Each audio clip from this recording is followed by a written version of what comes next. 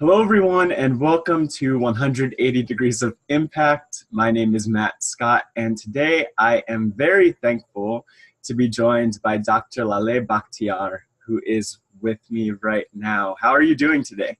Thank you, Scott. Thank you so much for having me. Yes, I look forward to the interview and getting to know you better and your program. Thank you, and it's really an honor to be able to talk with you for a lot of reasons, not just because of your distinguished work and career, which we'll talk about, and not just because of your courage to do all that you're doing, but because for about almost the past five years, I've had the privilege of knowing your daughter, Devar Ardalan, who just recently wrote a beautiful feature about you, a series. And so I want to dive in and learn more about not just what you do, because that's very well documented, but why you do the things that you do in terms of your career and the bravery that you bring to the world. So without further ado, I'd love if you could introduce yourself to the 180 Degrees of Impact audience. Sure.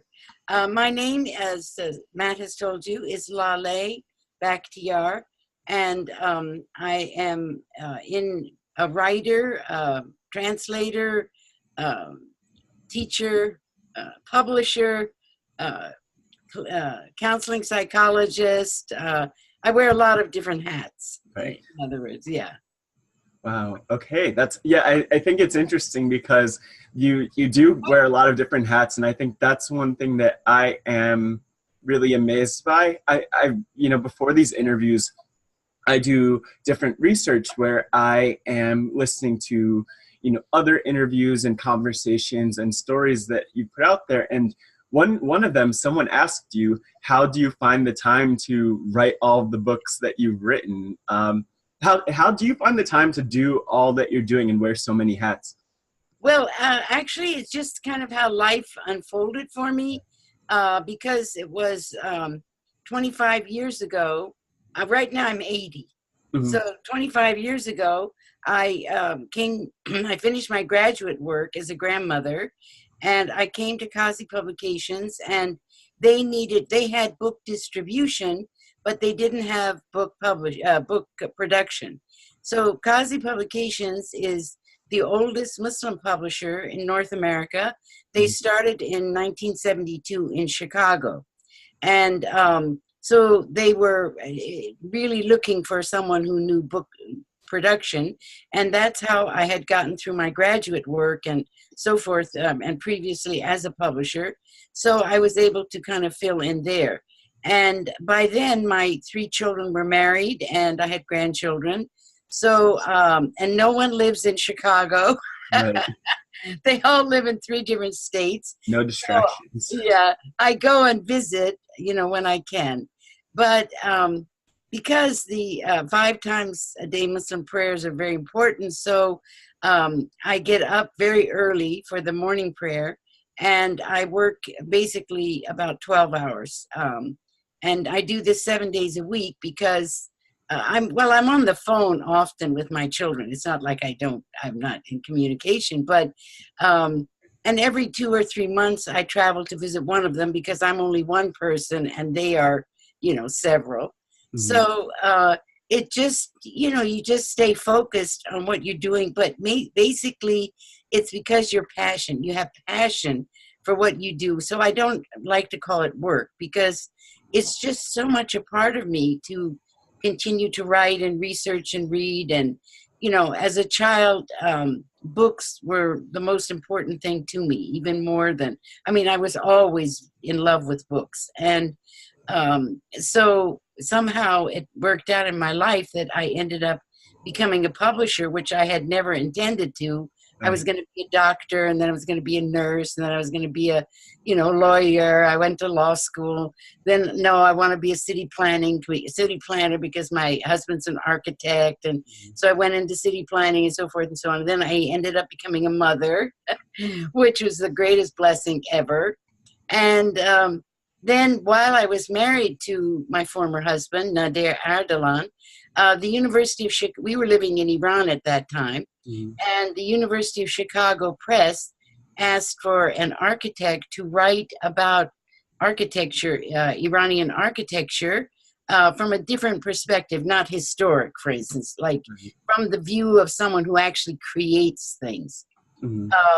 And so he, knowing that he was busy in his work and also that he isn't basically a researcher, so he asked me to join him and we did the work together.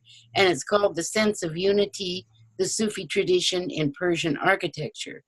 As a result, after that, another publisher, Thames and Hudson in London, asked me to write a book, introductory book on Sufism. And I wrote Sufi Expressions of the Mystic Quest. So suddenly, a few years later, when I was facing divorce and thought, well, what am I going to do? Because I've always been at home. I realized that I'm actually a publisher so, and writer and so forth and so on. So as I say, it wasn't something I had planned on. It just suddenly kind of happened. And it's really important to follow the signs, whatever the signs are for you. And if you're reading the signs wrong or they don't seem to be working, then, look at other signs and so forth. But just follow your passion, follow your heart to the extent that you can, because obviously we have, livelihood we have to earn and we have to support ourselves and we have to be there for our children and we do all of those. But in our free time or whatever time you get, you can then devote it to the things that you really love to do. So I was fortunate because by that time I was a grandmother. And as you know, grandmothers don't have the same responsibility for children and disciplining them. They can just love them from, close or far. And so you don't need to be involved in their day-to-day life. As a matter of fact, your children are happier when you're not. Because they want to raise their children their own way and they don't want, your kind of interference. And so it worked out, alhamdulillah. Yeah, it's just things kind of unfolded that way. Yeah, it's really beautiful though to hear your story. And again, it's somewhat surreal for me because I have a completely different perspective than a lot of people on you and your story, just because I've had the experience of closely working with one of your children. And so I see a lot of her in you, and it's really inspiring. But one thing you said that I also see and have seen in my work with Devar throughout our work at Second Muse and beyond, knowing each other, was just this passion. You mentioned your passion. And I think there are lots of things that fit within your passion, but like, again, listening to a lot of interviews, reading a lot about your work and life, the word that I keep seeing pop up is controversial in terms of your work with being the first American woman to translate the Quran, which is a huge achievement, of course. And I'd love to understand from you, I know that you've talked a little bit about why you have decided that this is something that's important, but I wonder for you, why did you decide to take on something that was so controversial when you could have easily probably, gone on to live your life otherwise? You have so many other things going on that I'm sure, adding the debates with others is something that takes a lot of time and energy. So how did you decide that that's a way that you wanted to spend your time? Well, actually, I didn't begin translating the Quran with the chapter that you're referring to, which is chapter 4, verse 34. I began because I had already written the life of the Prophet, and I was asked to do this as a high school textbook, and John Esposito, who's professor at Georgetown University, had written the foreword, and it was all ready to go to the printers. And one day I just looked at it and I said, well, how can you write the life of the Prophet with just a few Quranic quotes in it? I mean, the whole of the Quran was revealed to him. So you need to put the whole of the Quran in. So when you want to do that, you have to, of course, look at a translation of the Quran. And I looked at all the various English translations that were available at the time. And, from a critical point of view, I could see And from an English speaker, my mother tongue is English. My mother was American. My father was Persian, but I grew up in America.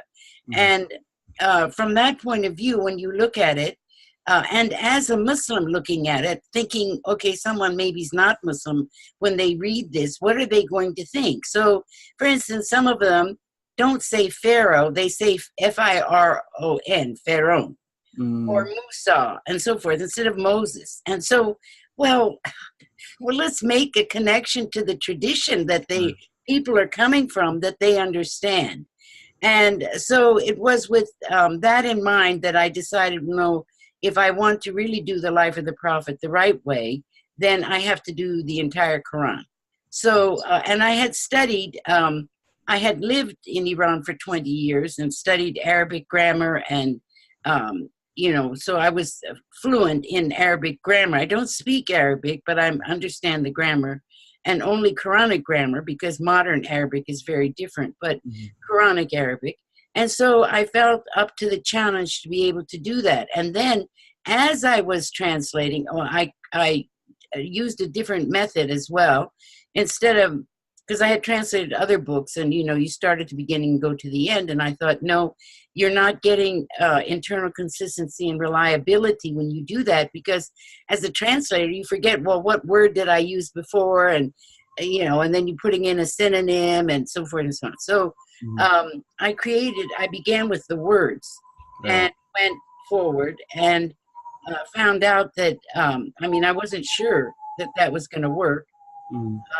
But I asked a friend who had been his father had been a minister, and he was a convert to Islam. And he said that's how they translated the King James Version of the Bible in the 17th century. So I felt confirmed that my method that I wasn't sure about was now okay if I continue to work. So it took 7 years. But in the meantime, of course, I ran across 434.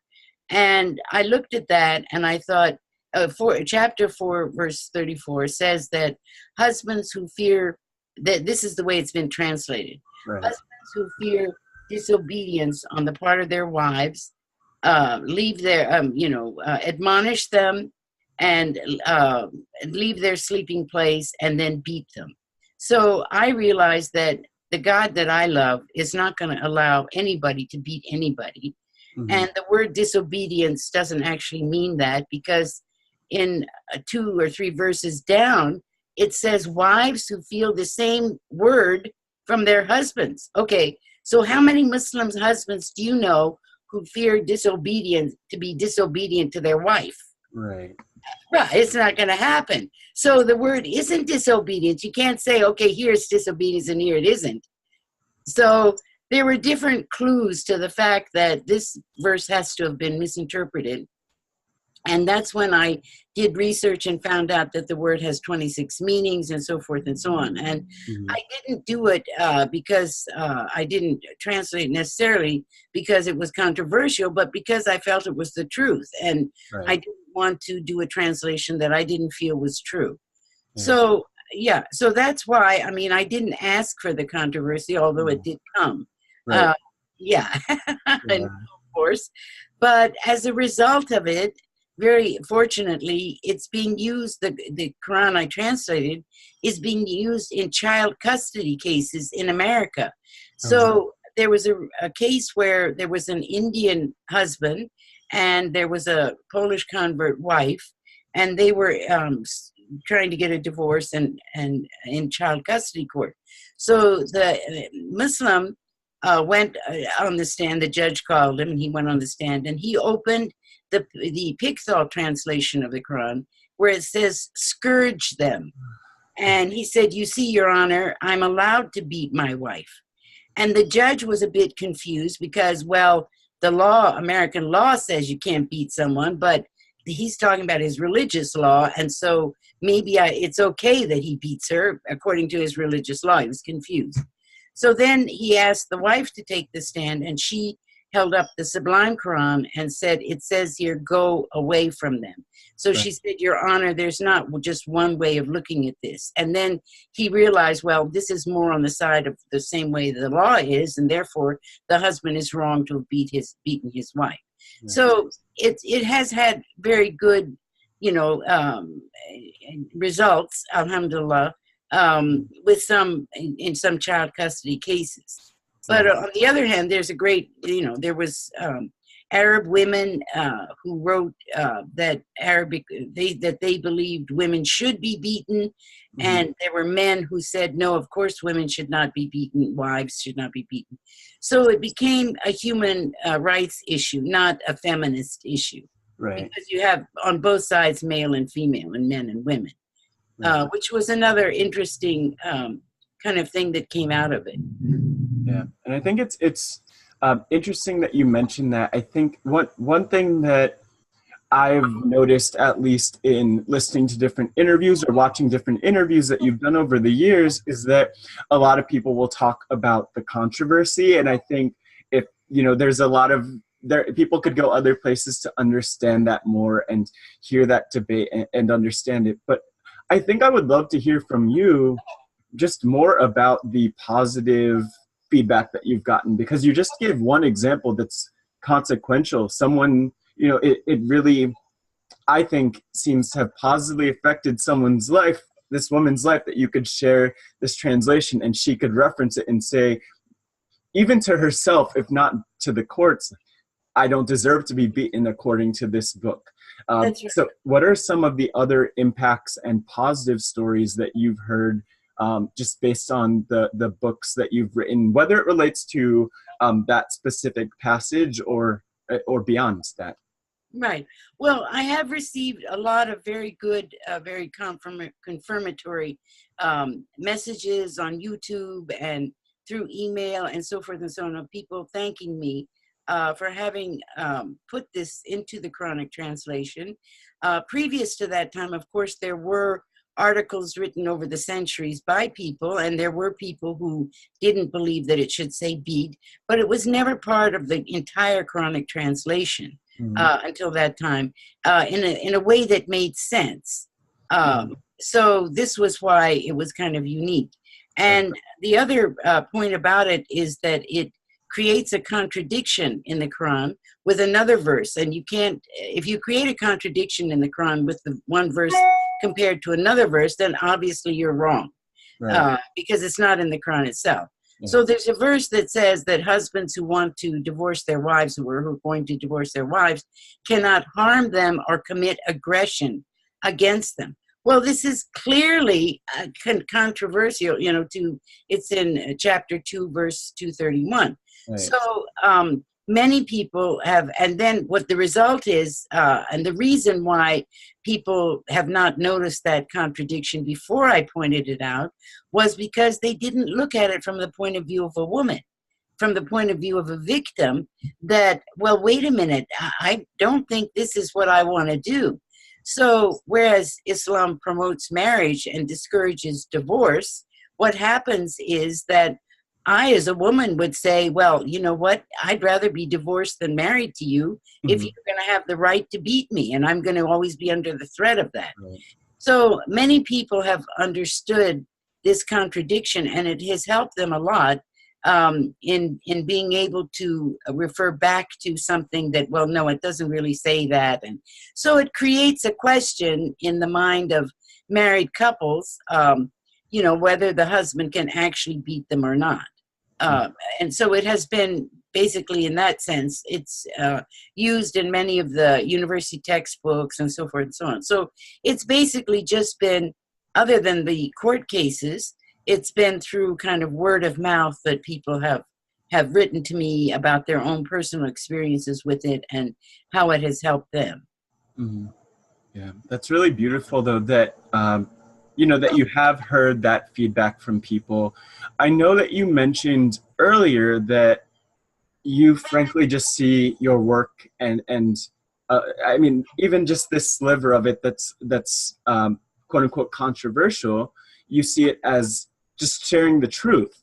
And I'd love to understand more, why is this might sound like a ridiculous question, I'm not sure, so we'll see, but like, why is the truth so important to you? You know, why is standing up for that truth so important to you? Do you know, in other words, do you know where that came from? Well, yeah, I think I do. So one of the other works that I've done is on the Sufi Enneagram, it's called. So Mm, the Enneagram, Ennea means nine in Greek, and gram means point.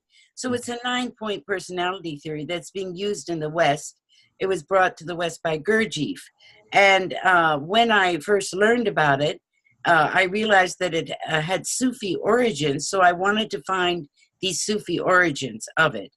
And so I've written 6 or 7 books on this Sufi Enneagram, which they call it the Enneagram and I call it the Sufi Enneagram. So it shows that it's the origins of it. So the origins of it go back to the 4 cardinal virtues of courage, wisdom, temperance, and justice, which in the Western world have been attributed to Plato. But when I did research, I found out that in one of Plato's dialogues, where he speaks through Socrates, and Socrates is speaking to a Greek general named Alcibiades. So in the first one of this dialogue, Socrates is telling the general that, well, you need to learn from the Persian Zoroastrians, because when they want to raise their sons who are going to become the kings, they hire 4 tutors. One tutor is a specialist in courage, one is a specialist in wisdom, one is a specialist in temperance, and the other is a specialist in justice. So this is how they train their students. So this then, the 9 points on the Sufi Enneagram are the negative traits, and then you're supposed to move yourself towards the center through keeping them in moderation, the virtues in moderation of temperance, courage, and wisdom. And then you become a 0 point, because the other points are 1 to 9. So you become the 0 point, which is an egoless person who is fair and just. So, and there was a famous Muslim theologian named Al-Ghazali who refers to a verse in the Quran, and he said that that contains these 4 virtues. So it all kind of interconnects, and so we consider justice also being the truth of getting the truth out. And being a fair and just person means someone who is truthful and doesn't get their ego involved in trying to, for instance, solve a situation and so forth. They can step back from it and try to help the people. And this system is interesting in the sense that a person who feels that they've reached the center point and they don't have an ego, they obviously cannot stand up and say, I'm a fair and just person, vote for me. Yeah. Because they've lost it. So someone else has to confirm the justice in that person, the fairness and justice, for them to feel that they've made that connection. And speaking of, for the truth or finding the truth, and the truth actually in Arabic also means the reality. So God is known as the truth, as the real, the reality. So when we seek the truth with a capital T, for instance, then that's when we're actually seeking God as the real, who gave us existence, who put us on earth, and gave us our qualities and so forth and so on. So the truth has always been one of those important messages for me to try to understand. Yeah, that's interesting. You have a lot of wisdom to share that I think, I mean, just in terms of the truth, we talk about the truth, and I think in the common dialogue now in the U.S. especially, I mean, as far as I know, I'll say in the U.S. especially with politics and the like, we talk a lot about the truth and what's fake and what's real. And I am curious, just as a follow-up to what you're saying about the truth and that virtue, how does your belief and I would say, how does your championing of the truth affect your worldview now? Like I have heard a lot about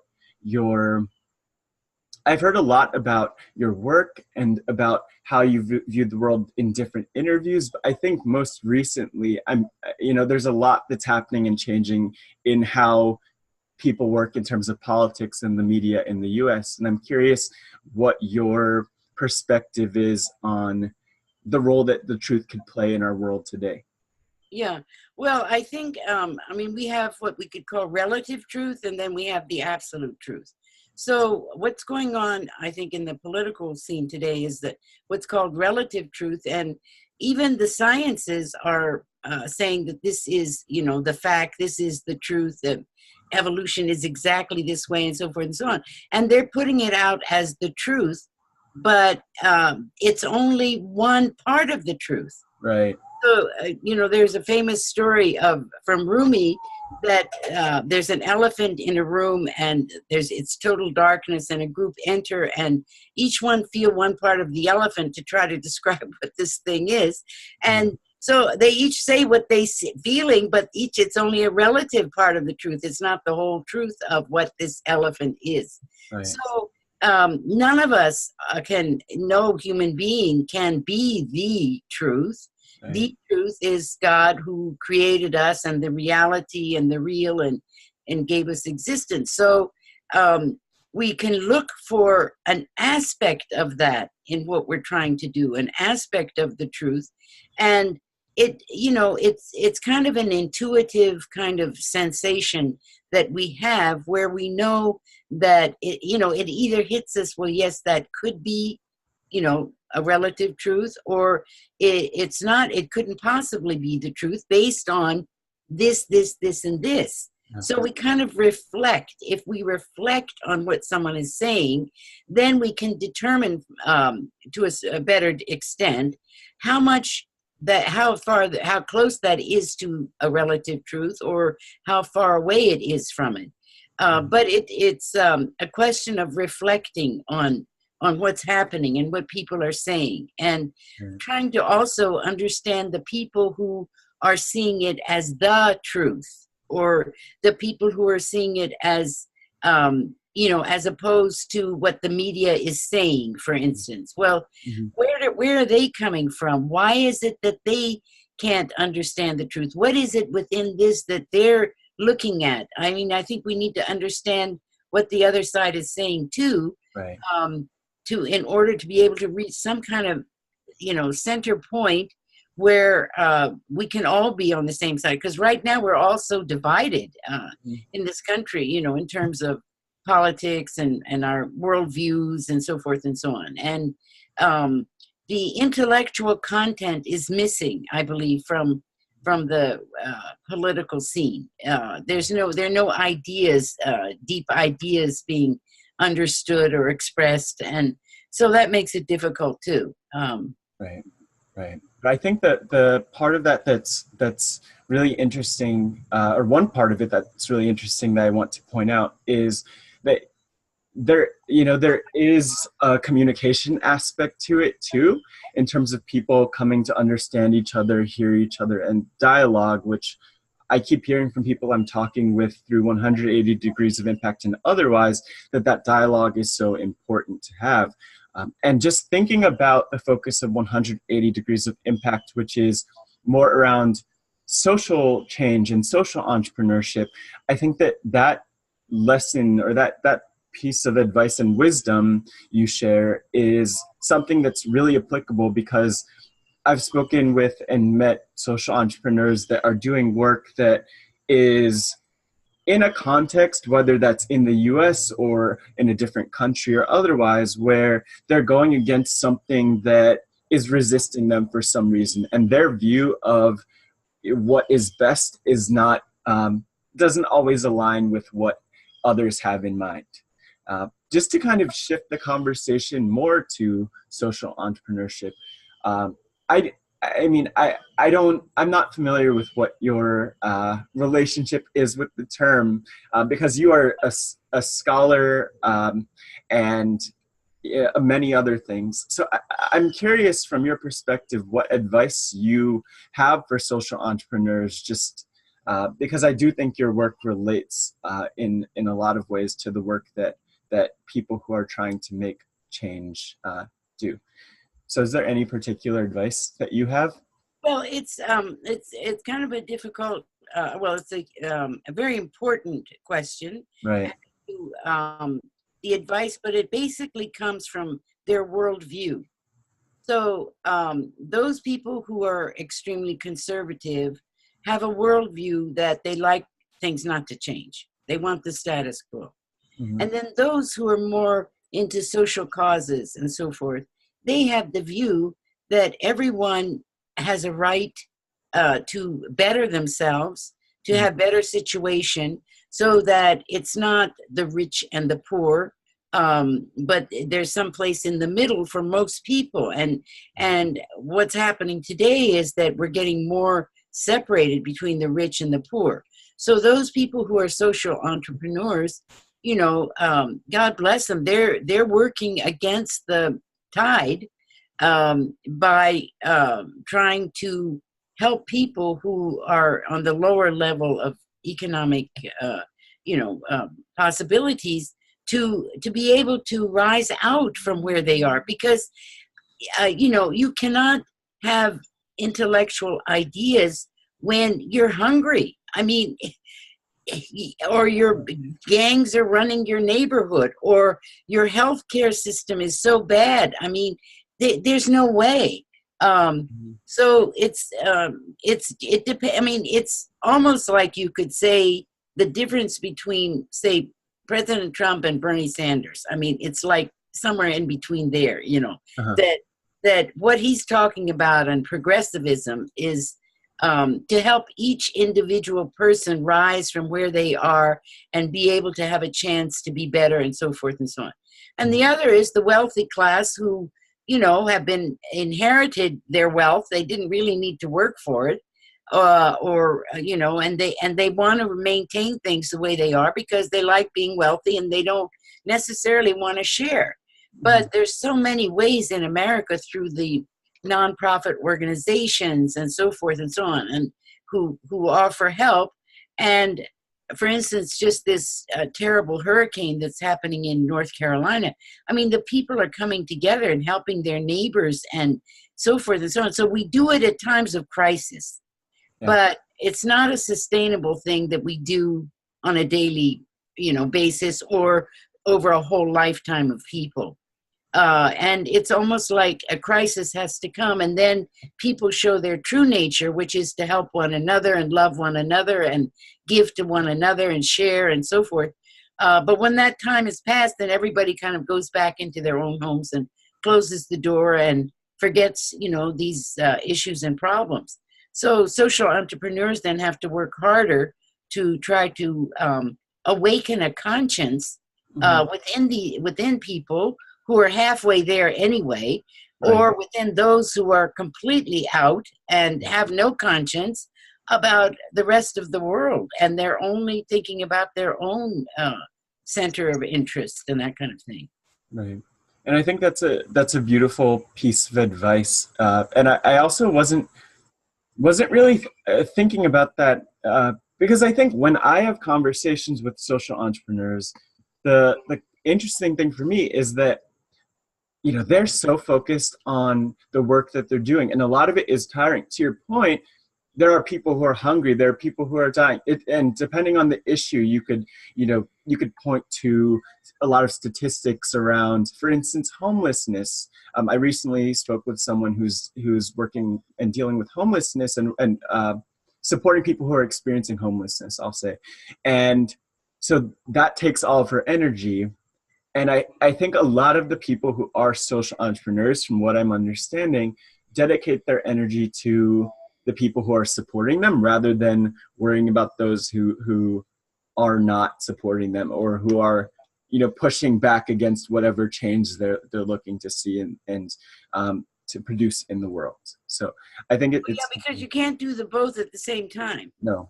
You can't devote yourself to, for instance, the homeless at the same time as you're worried about why the wealthy aren't helping. I mean, you can't do it. You have to just put all your energy and love and affection into that social cause that's important for you, and then, do whatever you as an individual can do.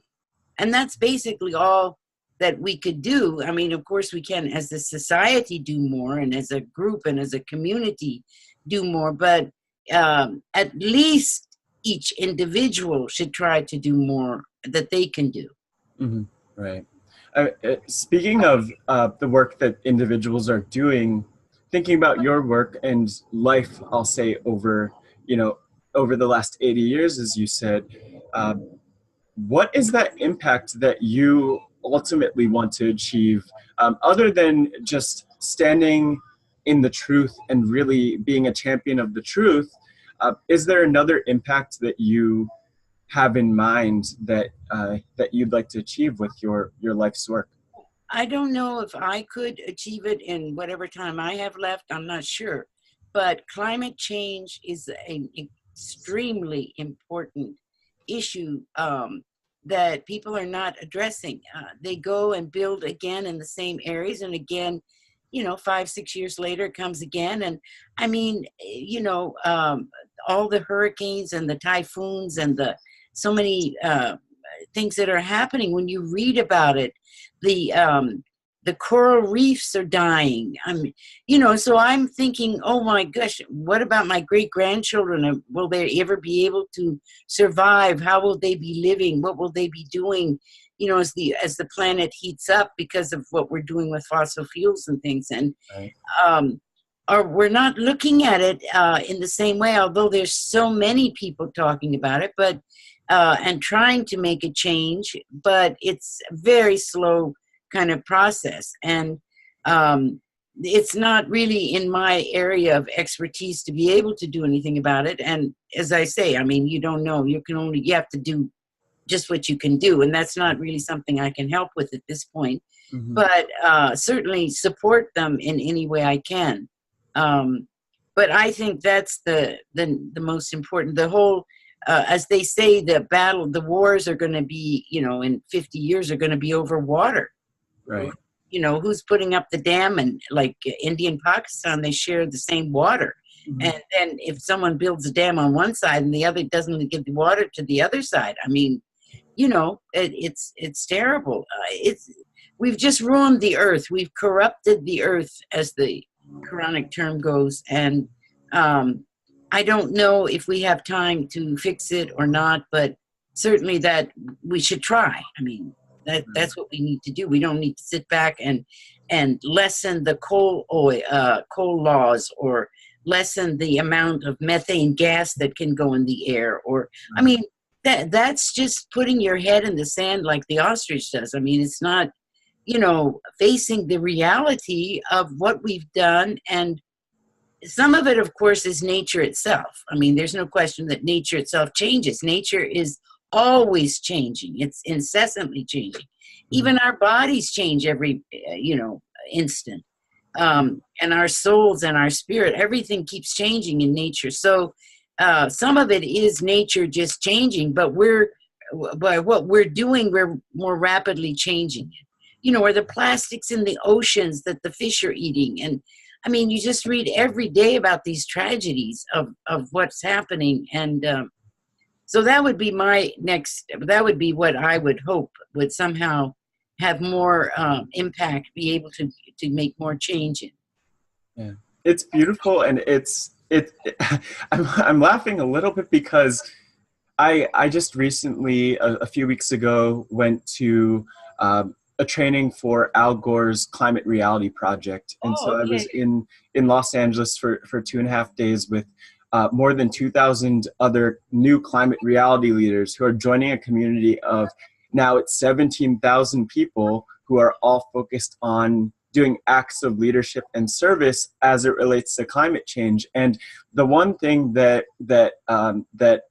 former Vice President Gore kept saying was that there are 3 questions that we need to ask ourselves.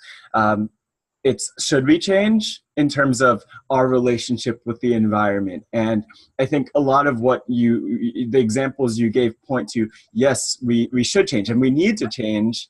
Then the questions are, can we change and will we change? And so there are things that we can do to slow the degradation and the corruption, as you said, of our environment. And so will we change? That's one thing that I think is really hopeful in terms of seeing the amount of people, again, 17,000 climate reality leaders who are trained in terms of the environment is one powerful thing that I don't even think I could grasp how many people that is who decide to, and have the resources to, of course, to go to a training and become more educated about the environment, and now are doing work in their communities. But even beyond that, there's a lot that I learned about at that training in terms of globally, countries, and even within the US, different cities and mayors and governors and you know, members of Congress even, who are taking steps to say this is something that is incredibly important. So I love that you said that, but the reason why I laughed a little bit is because it's such a huge issue, and that I think at a lot of times people either feel overwhelmed or they overlook it. It's like, if you know, people use the expression "there's an elephant in the room," but it would be like if if you're up close at a next to a massive elephant, you might not even notice it's there. And I think that's what a lot of people experience when it comes to climate change. It's overwhelming, or so big that they don't even think about it. And now I'm just taking in the beautiful view to think about. We do need to do a lot to preserve the future, as you're saying, for not only for ourselves, but for our kids and grandkids and future generations, hopefully. Yes, you're right, though. It is a huge problem, and it is something that a lot of people ignore simply because it is too big, and they don't feel they can do anything about it. But this is wonderful that these 17,000 people have been trained as that, and maybe they can go out into their communities and, on weekends and for an hour or so, train more people to become aware of what the issues are and how can we change and so forth and so on. But, at least the hope is there when you have people like, or conferences like this, or former vice president, or at least behind something like this, and other great, entrepreneurs and philanthropists and people who can help with this. So that's the only way, is just getting the word out, which the scientists are trying to do, but nobody really listens. I wouldn't say nobody listens, not enough people listen to what they're saying. And it's really sad, but it's something that we definitely need to do. Of course, God, as we say, God has his plan, we have our plan, and maybe it's the plan that we're all supposed to be going that way. But at the same time, we don't know that, so we have to do what is right, to feel good and have a conscience about what we're doing. When we finally find out what the whole point was, we can't relinquish our responsibility as stewards of the earth to sit back and say, well, let it happen. No, that's not the way it's supposed to be. Right. I'm really thankful for you and people like you who are standing for what you think is right. I think that's really important, and that's something that I've learned, not just through this conversation with you, but again, through your influence, just through your children and through your family. And I've felt that reverberating effects through meeting a lot of your family, thankfully. So I'm glad that we could have this chance to connect. But I have one last question I really want to ask, which is just very generally about your life and legacy and how you view your story overall. And that question is one of my favorite questions. If your life were a book or a documentary, what do you think that title would be, and why?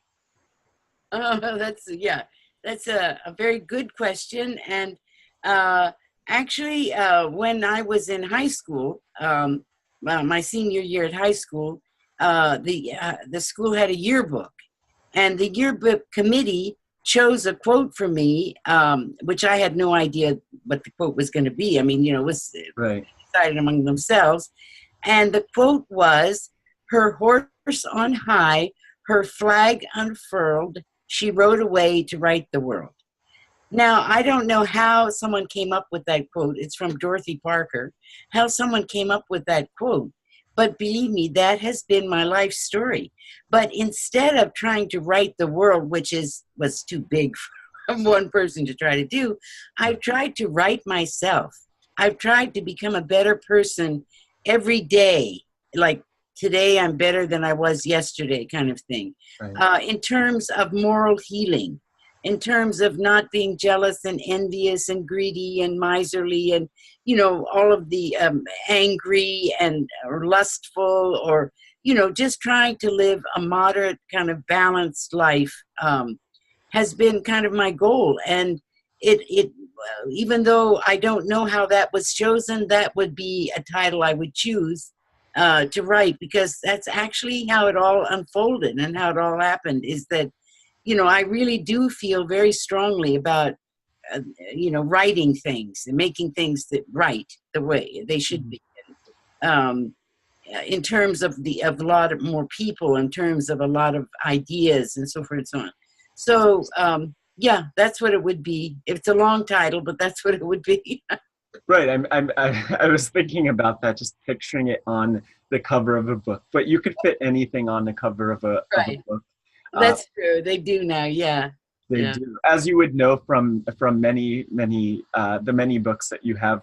Yes. And I'm really going to think about that, because I've never written a book, but I would love to write a book, at least one book, just documenting a lot of what I'm learning through this 180 Degrees of Impact journey, because there are people like you who have this perspective and share it. And sure, it's, I think it's unique to you, and a lot of people could relate to different pieces of that perspective. But I would just love to have the chance to share that further, and also to be able to one day truly share like a very, I think you have a very robust view of our worlds that I'm loving.